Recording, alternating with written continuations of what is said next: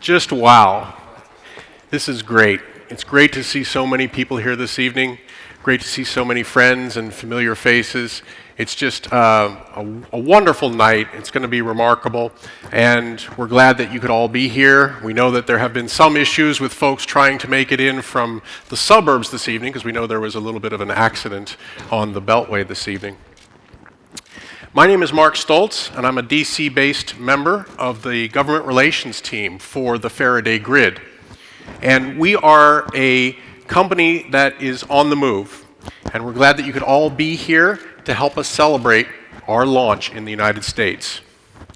In particular, I want to acknowledge those of you who were with me a little bit across town earlier today with our federal regulators, meeting and seeking answers, seeking solutions to the ongoing threats and vulnerabilities to our critical infrastructure, including, of course, the electricity grid.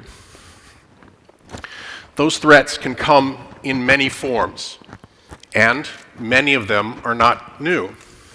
I'm going to date myself here a little bit when I call up this next anecdote, but it was 40 years ago this very night that the 3 Mile Island nuclear accident began.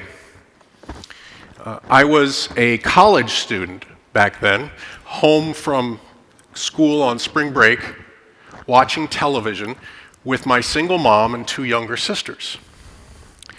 A very dear friend of mine who's here in the audience this evening was a young camera operator for then Governor Dick Thornburgh, who would go on over the next several days to speak directly to those of us who lived within a 10 to 15 mile radius of the TMI nuclear plant. He was urging us to remain calm and not to panic in the face of what would become a partial meltdown of the core of the Unit 2 reactor. Uncertain what to do, my mom turned to me for my worldly wise sophomore opinion about what to do next. Beyond keeping the windows closed, as we were told to do, I said I didn't really think there was a need to further evacuate the area, at least until such time as federal and state officials might advise us to do so. In hindsight, given what we know now about the events that transpired over the next couple of days, not to mention the many dramatic headlines from subsequent accidents all across the energy production and energy generation areas, it's still not clear to me that that was the right recommendation. Certainly, though, throughout my energy career, that moment of family responsibility has been a profound touchstone for me.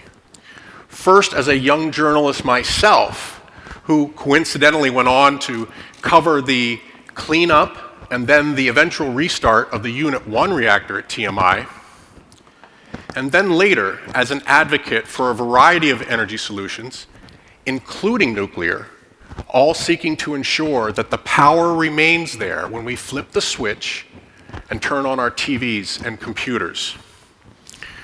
And now tonight, 4 decades later, I'm incredibly proud to be here representing a company that takes those energy solutions to the next level.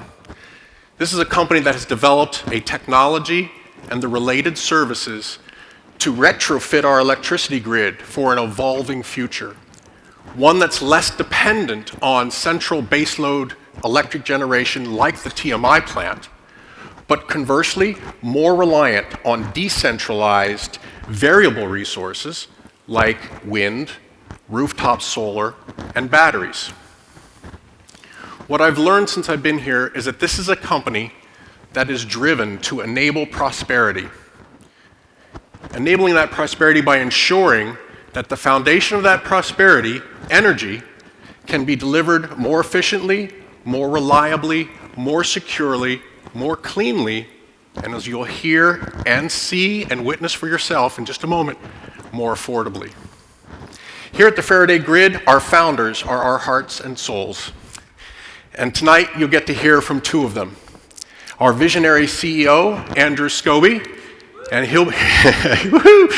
he'll be followed by our chief evangelist / technology officer, Matthew Williams.